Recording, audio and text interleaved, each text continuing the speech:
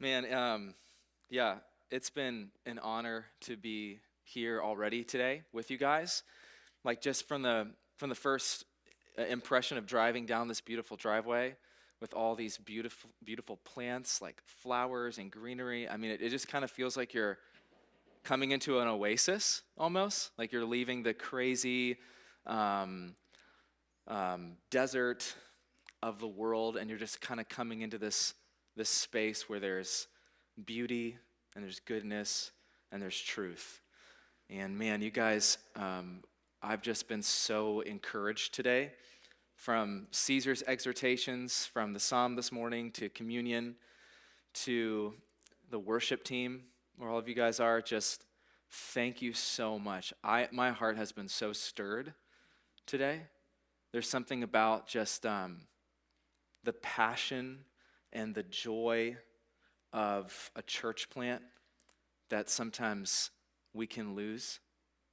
And it's really beautiful to walk into this space and to experience it. So I just want to thank you for the way that you've ministered to me today. I'm truly grateful. I'm excited to look at John chapter 4 with you guys this morning. So we've read the passage, and now we're going to walk through this.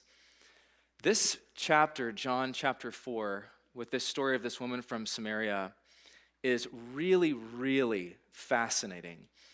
And if we think about how many of these stories are just so strategically placed in order to display something about Jesus, about who he is, we ask the question, okay, what is this story saying to us about who Jesus is, right? Why was this strategically placed?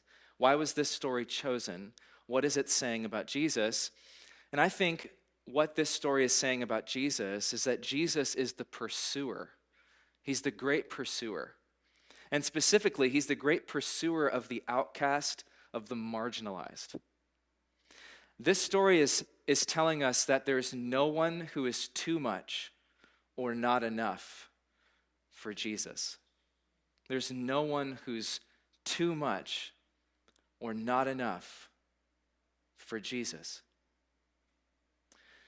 This story is the longest interaction that we have recorded between Jesus and another person. And it happens to be with this woman from Samaria. I think that this story in a lot of ways kind of is like an archetype of the way that this woman is presented, somewhat an archetype of shame. And Jesus is pursuing shame with a kind of fierceness and relentlessness that is shocking, really, and surprising when you look at the depth and the length to which this interaction goes and is recorded for us. So let's just look a little bit at who this is, this lady. First of all, where she's situated. The scriptures tell us that a woman came from Samaria to draw water. She's from Samaria. We read in the first couple of verses that Jesus and his disciples, he left Judea, departed for Galilee, and he had to pass through Samaria. Now that had to pass through Samaria language, like, did Jesus decide we're going to pass through Samaria for a particular purpose? Was he aware that this woman was going to be there?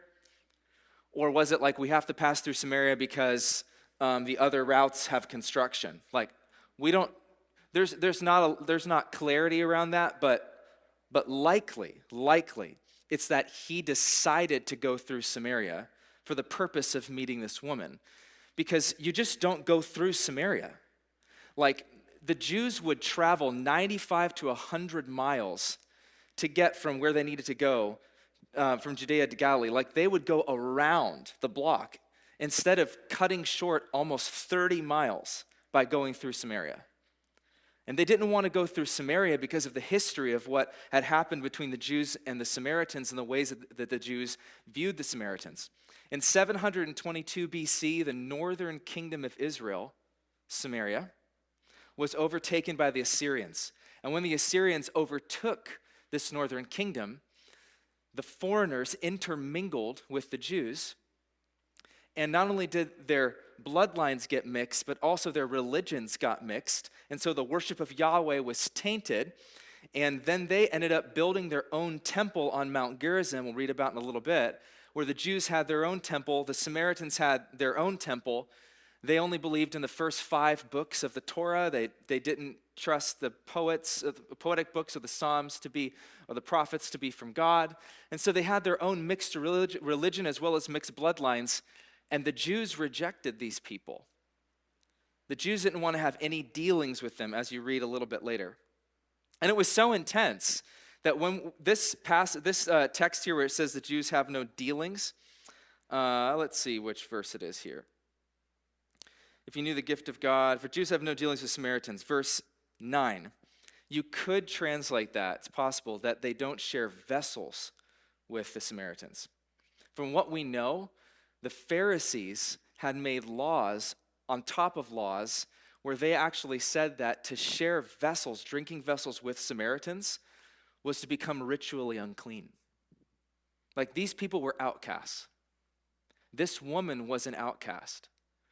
Jesus coming to Samaria and sitting at a well waiting for this woman was totally scandalous. But not only that, this woman was coming by herself to the well at noon. The 6th hour was noon. Noon was not the normal time that this woman would have come to draw water from this well. This was a really odd time. Usually you come in the morning or the late afternoon. This was the hottest time of the day, a time where she would have been alone. This says something to us about what's going on for her, right? Like if she wanted to be alone, if she wanted to be isolated from others, likely there's some shame that she's carrying. Right? Shame says to us, there's something wrong with me, and I will be and should be alone. There's something wrong with me, and I will be and should be alone. And she's living into that reality. She is coming at noon when no one else is there, this woman from Samaria. And we learn from the rest of this text that, as Jesus brings up, this woman had had 5 husbands. 5 husbands. And the man that she's living with now is not her husband. We don't know what all of that means. It could be that Jesus is pointing out that the man that she's living with now, that's not her husband, that this is not according to God's design. And when he points to the 5 husbands that she's had previously, there could be a reality in which he's talking about the ways in which she has not lived up to God's design for her, but also, man, think about the pain she's carrying, the wounds she's carrying from 5 husbands. Like, it was a known thing that because of the Deuteronomic law and the ways in which it was interpreted, that a man could very easily in these days divorce his wife. Like, this was a patriarchal society that she was living in. It's highly likely that she was treated with tremendous injustice as she found herself 5 husbands later. Rejected, rejected, rejected, rejected, rejected. See the shame dynamic there, this archetype of shame? Rejected over and over and over again. She's walking to get water from this well at this time of day where no one else is, carrying a story of tremendous shame, hiding and isolated, believing, I should be alone. I will be alone. But then Jesus shows up. In verse 7, we read, a woman from Samaria came to draw water, and Jesus said to her, give me a drink. Now just stop right there for a moment and just recognize Jesus is pursuing her. Do you see that? He's pursuing her. And this is a picture of how deeply God loves each individual person and relentlessly pursues them. Out of all of the millions of people and the billions of people throughout all of time, Jesus decided to show up for this woman, to pursue this woman. And that's not to say that Jesus only wants to pursue certain individuals, but in his embodied state, Jesus in the incarnation, he was limited. He couldn't be all places at all times, right? Or he'd cease to be a real person, a real human with a real body. But his pursuit of this woman in an out-of-the-way place on the edges of society who's marginalized shows us There's no one that Jesus does not pursue. There's nobody who's too much. There's nobody who's not enough for Jesus. There's nobody who's too marginalized, who's too much on the edge, who's too odd, or too guilty, or too ashamed, or too dirty for Jesus. It's just not the case. He asks her, "Give me a drink," and she responds. Oh, by the way, I should say this too. His disciples had gone away into the city to buy food. Man, let's up the ante of the scandalousness of this moment. Male Jewish rabbi by himself talking to a Samaritan woman. Like, that is so scandalous for this culture. And he speaks to her, "Give me a drink." She responds, "How is it that you, a Jew, ask for a drink from me, a woman of Samaria?" It's like she's saying, hold on a second, let's just pause. Do you know who I am? Because you might be misreading this. How is it that you, a Jew, ask for a drink from me, a woman of Samaria? For Jews have no dealings with Samaritans. Do you really know who I am? Have you ever experienced Jesus showing up in your life in some way? Whether it's through another person, through his word, through something in creation, he's showed up to you. And something comes up for you that says, wait, hold on a second. Do you really know me?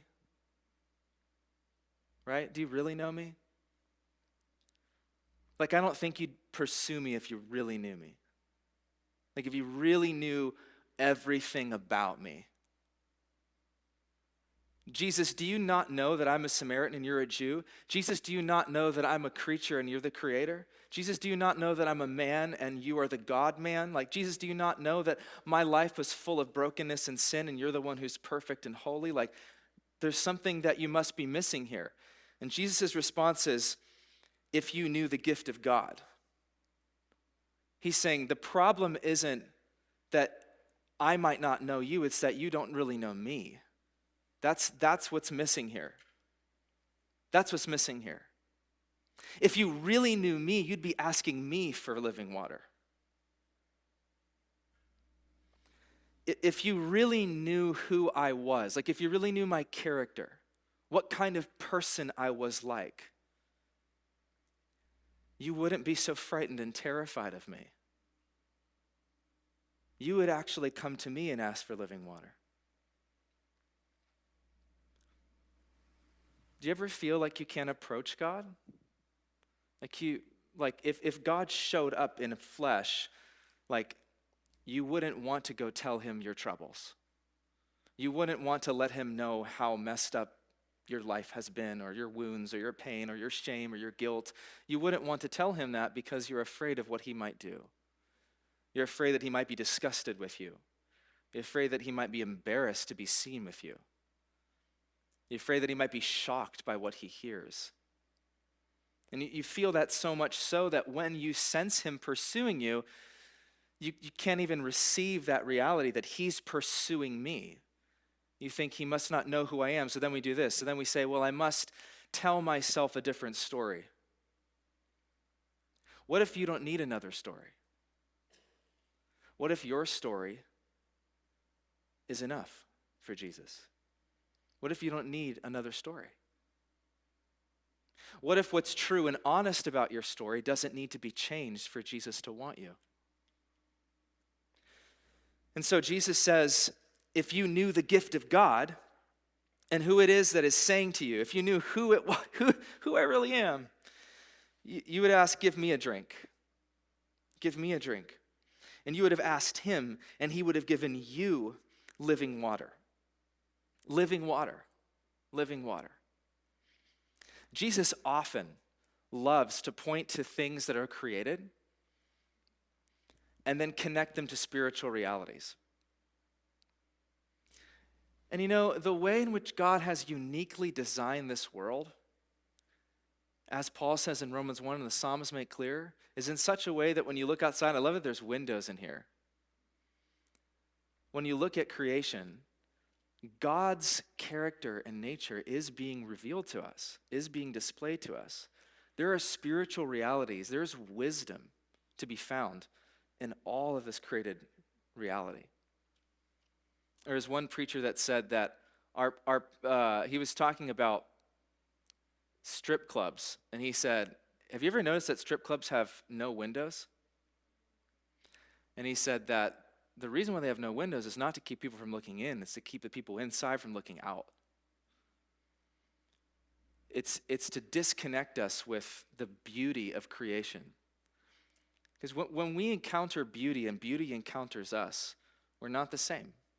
That's what's happening to this woman. She's encountering beauty, the beautiful Jesus. She's encountering a person like she's never encountered before, a person who can hold her story, a person who pursues her and loves her and wants her in the midst of her truth, in the midst of her reality. She's not going to be the same once she encounters beauty.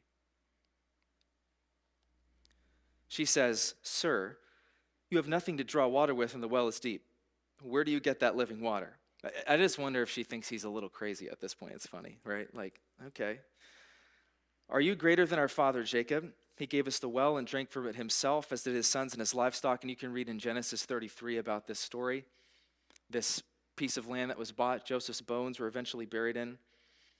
She says, "Everyone who drinks of this water will be thirsty again, but whoever drinks," Jesus said, "Everyone who drinks of this water will be thirsty again, but whoever drinks of the water I will give him will never be thirsty again. The water that I will give him will become in him a spring of living water welling up to eternal life." And then she says, "Sir, give me this water that I will not be thirsty or have to come here to draw water." And enter this word, thirst. Thirst. Thirst. Jesus is pointing out she's not just thirsty for H2O. Her heart is thirsty. Let's just imagine her life and where she is. What do you think she might be thirsty for? Maybe she's thirsty for love. Maybe she's thirsty to belong, to matter.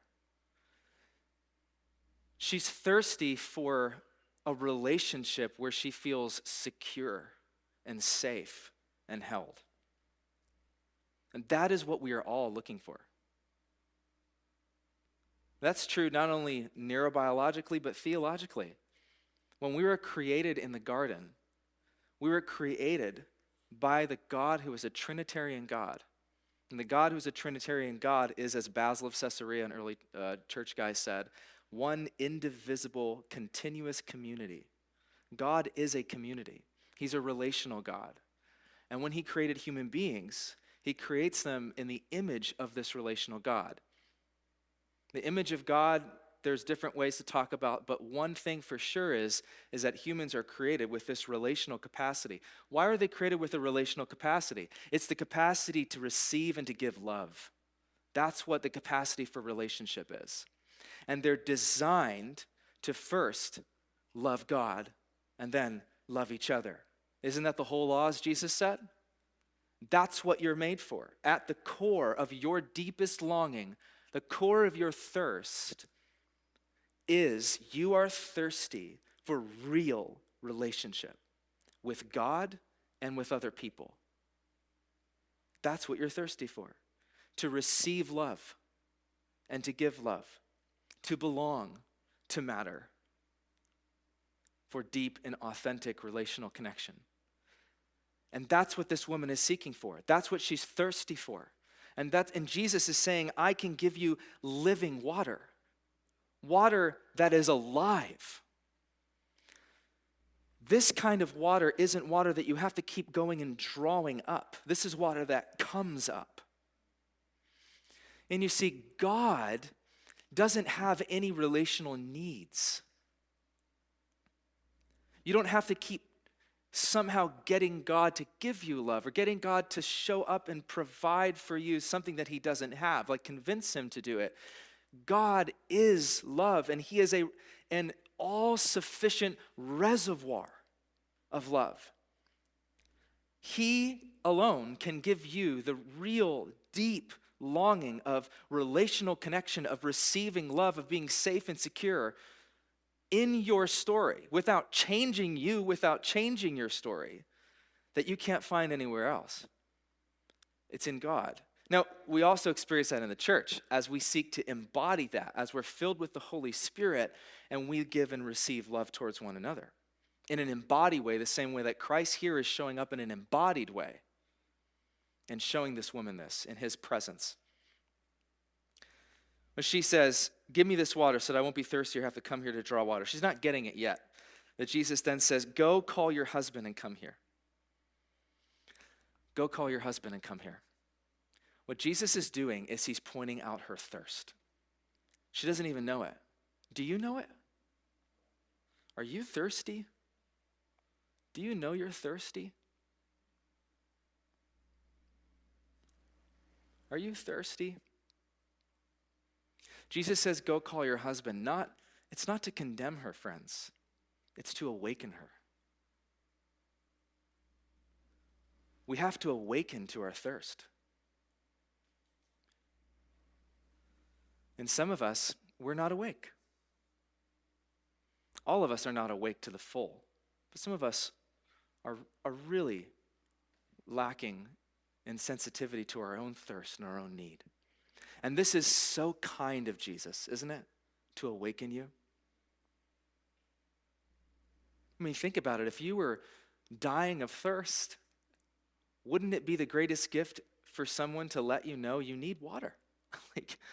Right? But what Jesus is doing when he says, go call your husband and come here, is he's helping her to wake up to the reality that one, she's thirsty, and two, what she's doing going to this well is a picture of what she's been doing over and over and over again to try to deal with her pain, her wounds, her guilt, and her shame. And when Jesus talks about this living water, he is pulling from the prophet Jeremiah.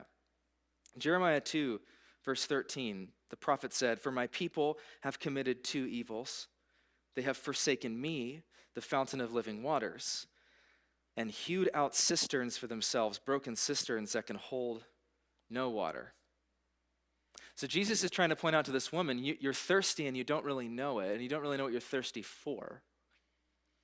And you don't even realize also that like this trip that you're taking in the hot sun, which would have been about a 2-hour trip, this trip that you keep taking to the well every day because you need more water and you're doing it by yourself with no one else around you, this is a picture of what you're doing with your soul. This is the pattern of your soul. And he wants to show her a new way. The woman says, I have no husband. Jesus says, you're right in saying, I have no husband. For you have had 5 husbands, and the one you now have is not your husband. What you said is true. And the woman says, sir, I perceive that you are a prophet. And again, if you've heard this story over and over again and maybe thought, what Jesus is doing is Jesus saying, you're living in premarital sex and you've divorced 5 men. How dare you? And you just need to feel how awful you are. And if you feel how awful you are enough, then you're going to want this living water. I think we're missing it. I really think we're missing it. I think there is a reality that what she's doing, likely in living with this man, is sinful. But Jesus recognizes the complexity of human beings, doesn't he? That we're not just sin, but sin and suffering. That there's more to her story than just her sin with this man, but there's these 5 husbands and likely an amazing amount of harm and mistreatment that she's experienced as a woman in Samaria, having had 5 husbands, living in a patriarchal society. Jesus sees her. I think when he's saying you've had 5 husbands, he's saying, I see you. Like, I see you. I see you. Jesus sees you. I know why you're thirsty and what you're thirsting for. You've had 5 husbands, and I know the pain that you've experienced. Jesus knows your story. And the really cool thing in this passage, in this story with this woman, is at the end of this story, we'll see she goes back to this town that she's felt like a pariah in, and she tells the people, I've seen a man who's told me everything. And she's saying, The story which once held so much shame for her, now that story is one that she's going to tell people. Everything's changed for her. Jesus knows your story.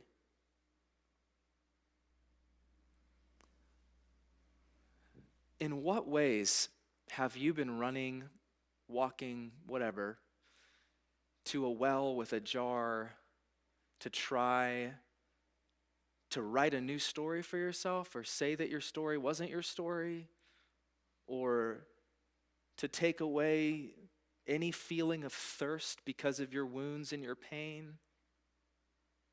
What's the well for you? Because the only way to get living water is to be honest. You have to name your story. You have to name your pain. You have to name your sin. The ways you've harmed and the ways you've been harmed. And the only way you can name it is if you feel safe in the presence of someone.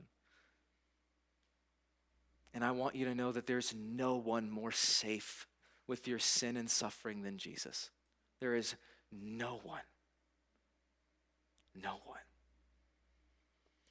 Maybe the well for you has been perfectionism. Maybe it's been pornography.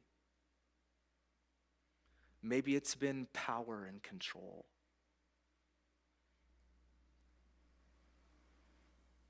Maybe it's been a deep sense of self-contempt, self-hatred. Maybe it's been something small that you've noticed, like endlessly scrolling or binging on TV shows, running to unhealthy relationship after unhealthy relationship. I don't know what it might be. But I can tell you this, that Jesus himself is here in this space right now by his Spirit. We're saying the Spirit lit the flame. The Spirit is here. And he knows. He already knows. He already knows. He already knows the wells you're going to. He already knows that you're walking in the hot sun 2 hours every day to get your drink so that you can get your thirst taken care of. And he knows why you're doing it. He knows your story. He knows your wounds. He knows everything about you. And he's sitting on the edge of the well. He's finding you here at the place where you do the thing that you're ashamed of. He's sitting on the edge of the well. See that? Like when you get that browser up and go to watch porn again, he's sitting at the well. He's sitting at the well. When you go to do that controlling thing towards your husband or your wife and you verbally like demean them and shame them and control them, Jesus is sitting there at the well. Where you're at right now, he's sitting at the well. He's there at the place where you want to hide your face. He's pursuing you there, right there. He's not shocked, he's not ashamed. He's pursuing. And he's looking at you and he's like, man, you're thirsty, aren't you? Aren't you thirsty? It's got to be tiring, right? It's got to be exhausting. Going to this well day after day after day. It's got to suck. Carrying all that shame inside you and guilt inside you, it's got to suck. Hiding, right? Like no one sees me. We don't feel like we're connected. We don't feel like we have really like friends. We feel alone until we're seen. Like the parts of us that, we want to keep hidden because of the shame and the guilt, like that's why we often feel so deeply alone, even in the presence of so many people. It's because we can't really say what's real. But you can with Jesus. Jesus is showing up and it's like, you can say it. You can name it. I'm here. and I've got living water for you. Living water. Well, at this point, this woman says, "Sir, I perceive you're a prophet." And then she maybe changes the subject. Perhaps. She says, "Our fathers worshipped on this mountain, but you say in Jerusalem is the place where people ought to worship." Jesus says, "Woman, believe me, the hour is coming when neither on this mountain nor in Jerusalem will you worship the Father. You worship what you do not know, because the Samaritans had an incorrect view of God. We worship what we know, for salvation is from the Jews. God reveals himself through the Jewish people. But the hour is coming and is now here when the true worshipers will worship the Father in spirit and truth, for the Father is seeking such people to worship him. God is spirit, and those who worship him must worship in spirit and in truth." It's interesting the way that she goes to this subject. I wonder if part of what's happening is it's like she's sitting here with this Jewish rabbi, and this Jewish rabbi is like, "Hey, I'll give you living water." But she's still kind of like, "But what about like this whole thing with your people?" I don't know. I kind of wonder that.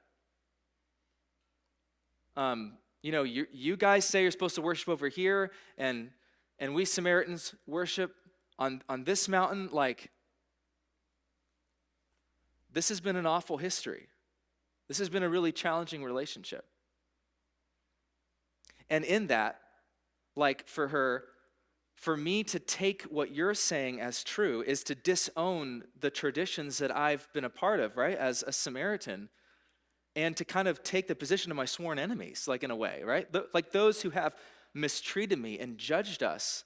And you see that? Like, this is what's happening here. It's like, and so she's saying, "I need to know what's real here." There's a great cost for her to take this living water. Like, think about that cost for her. It's a cost. And there's a cost for you to take that living water. There's a cost for you. I don't know what that might be. And Jesus responds and he says, and it's so cool what he does here. He says, "The hour is coming when neither on this mountain nor in Jerusalem will you worship the Father." He's like, "Listen, let me tell you, the issue with worshiping me, with worshiping God through Christ, is not the place, is not the person. It's not who you are, what your story is, what your ethnic background is, or what geographical location you find yourself in. That's not the issue. The issue is spirit and truth. And that's all it's ever been. You don't have to become a Jew. You don't have to become a Jew. Spirit and truth. Spirit in the genuine, authentic reality of your soul. Truth, rightly, according to God's revelation. Genuinely and truthfully. That's all that's required. This would have been an absolute, like, we don't get it here. This would have been like an atomic bomb for her going off. Her whole life, everything has been centered around the geographical location of worship, on which mountain, and bloodlines and ethnicities and which people. But this is this new covenant that Jesus is bringing. He's letting her know, I am pursuing the marginalized and those on the edges because there's no edges anymore. This is the Jesus without borders. There's no borders to my gospel. It's just spirit and truth. And so Jesus says to you today, if you want that living water, there's really just two things: spirit and truth. Spirit. If you want that living water, then you're going to have to tap into your heart. The reason why so many times we can feel superficial in our worship, besides just being tired, and that's just human. But the reason why a lot of times, outside of just what's happening physically for us, is that we haven't opened up the places in our hearts where we feel pain, shame, guilt, and fear. We're still running from it. We haven't opened up those places for Jesus to step in and to touch. And when we open up to Jesus and allow him to touch those parts of us, things become a little more genuine in spirit. And then in truth, just with honesty, Jesus invites you to come before him with honesty, to engage with him with honesty. And then Jesus says, "For the Father is seeking such people to worship him." The Father is seeking such people to worship him. That's who God is literally looking for right now in this place. He's looking for you. He's looking for you. He's pursuing you. And when I say he's pursuing you, like imagine that your heart, your story is a big mansion. It's this big mansion. And Jesus, he's knocking on the door of that mansion. And he wants to come in. But he wants to come into every room. Imagine these rooms hold places for us of guilt, shame, fear, hurt, loneliness, anger, parts of us, parts of our stories, things we're doing, whatever it is. Jesus doesn't want to just come in through the door and sit in the lounge chair while you watch TV. Jesus wants to come into every room. And Jesus gets it. It's scary as heck to invite Jesus into those places. It's scary to be vulnerable.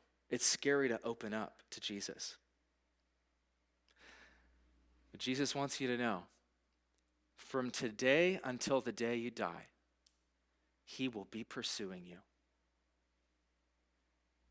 That even if you, and listen, we will all get to the last, when we're about to die, there's going to be so many rooms with big, huge iron locks and bolts on them that we have never wanted to open because that's just part of being human. But Jesus wants you to know, man, you don't have to open up and be vulnerable and think that by doing that I love you more or I'll pursue you more. Just know, I am never going to stop knocking. I am never, ever going to stop knocking.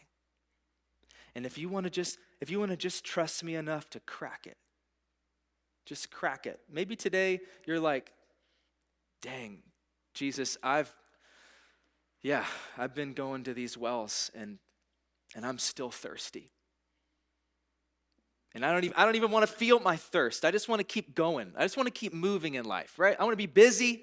I want to get stuff done. I want to do what I'm good at. I want to move because I don't want to feel the thirst. But I'm thirsty. I'm thirsty. I think I need you. I need more of you. I need you.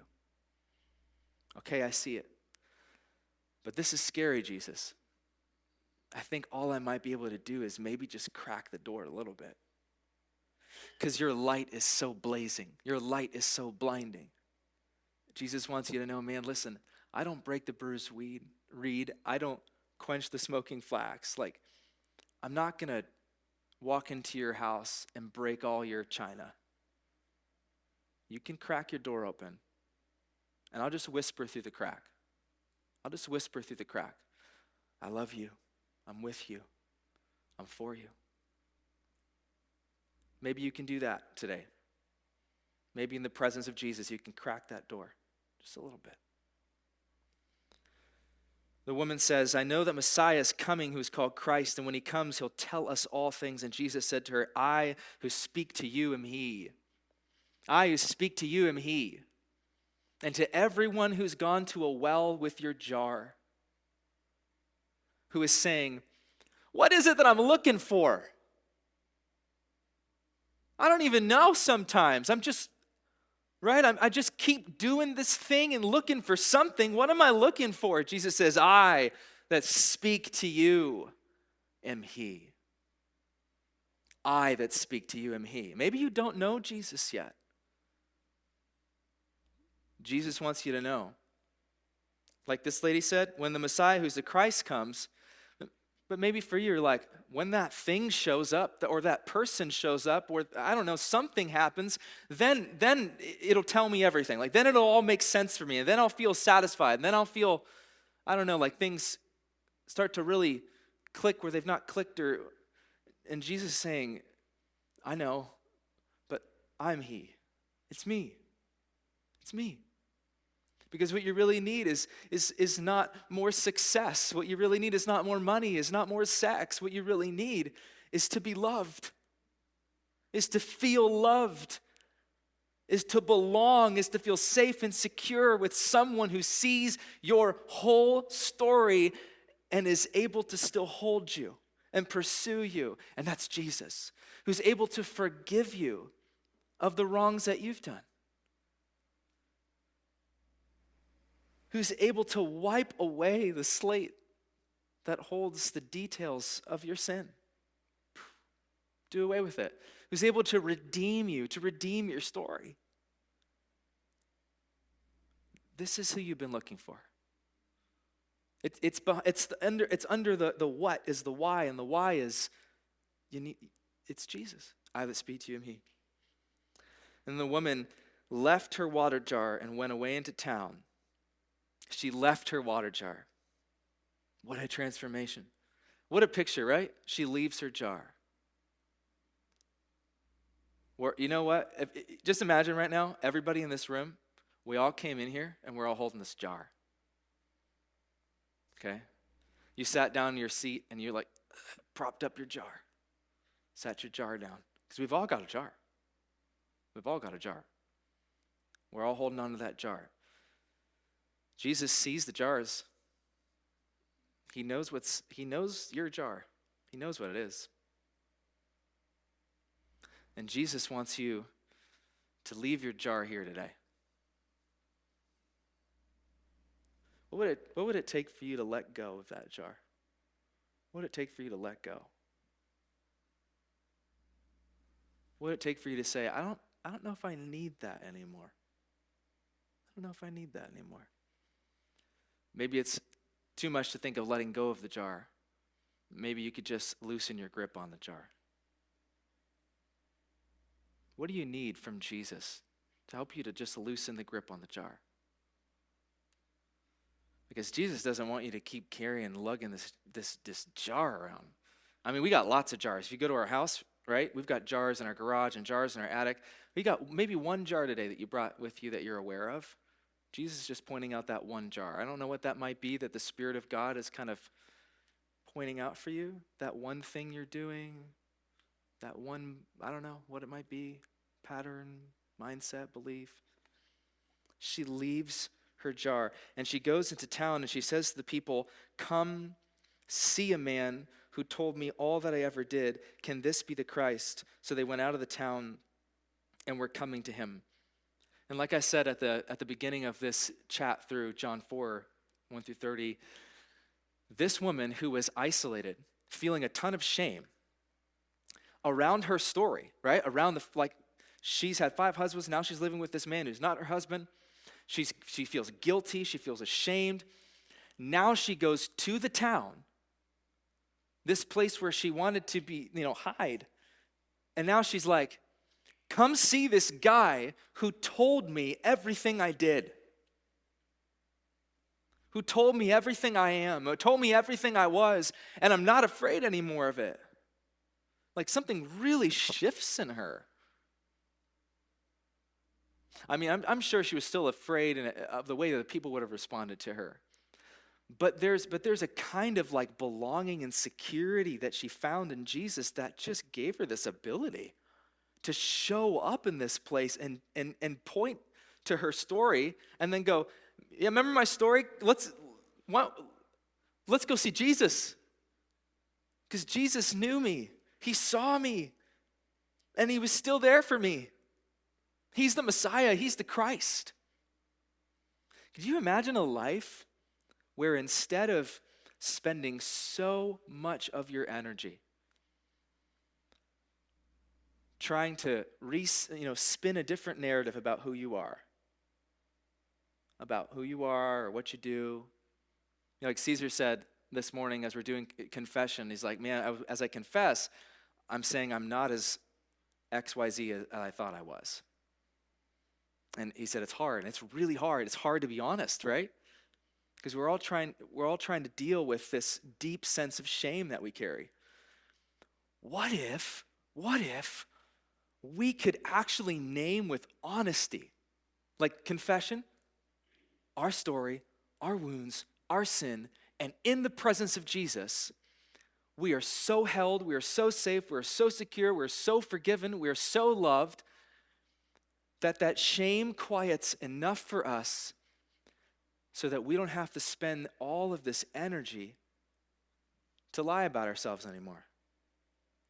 What? Would that be awesome? We don't have to spend all this energy to try to keep our stories buried. We could tell them, and we could say how Jesus met us in them. We could say how Jesus met us in our guilt and took away our sin and helped us learn a new way of being.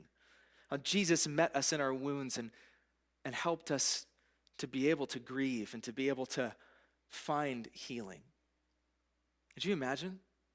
And instead of our stories carrying so much shame for us, our stories now are something that are caught up with glory. It's like Jesus was crucified and he received a lot of wounds, but then his crucified body was raised, but it was raised with scars, right? And the scarred Jesus, his body, the body that was scarred by his story, okay? By his story, wounded, experienced trauma on the cross, wounded by other human beings. Now his body, with his wounds, he didn't get tattoos to cover his wounds up. He didn't get plastic surgery to cover his wounds up. With his wounds, his wounded body, caught up in glory. It's the wounded Jesus who sits at the right hand of the Father, who you and I will see in glory. The wounded Jesus. And that's what happened to this woman. She goes back to the town, and it's the scarred woman of Samaria now with resurrection glory because she met the King of glory. And that we can experience some of that. So let's just pause and take a moment where we engage with God a little bit, just a time of ministry. You can talk to Jesus. You can pray with each other.